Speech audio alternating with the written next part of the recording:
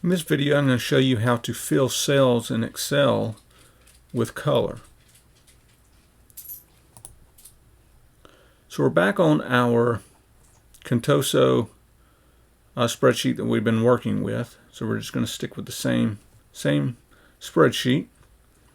So we're going to select the same group of cells that we've selected in the most recent videos. So A3 through O3. So these are the headings to our columns here.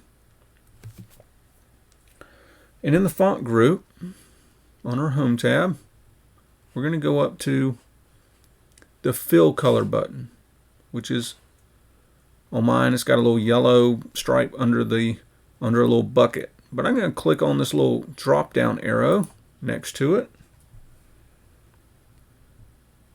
And we have theme colors and we have standard colors.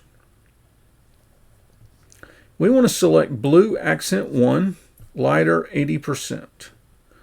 So if you're preparing to take the Microsoft certification test, you need to know how to find the colors that they want you to select. So we need to find blue accent 1. So blue accent 1, if we hover on this top column or this top row of the columns, we know it's going to be blue, so we're going to hover over one of the blue ones. And it says blue accent 1, lighter 80%. Lighter is usually at the top. There's lighter 80%. Darker is down near the bottom.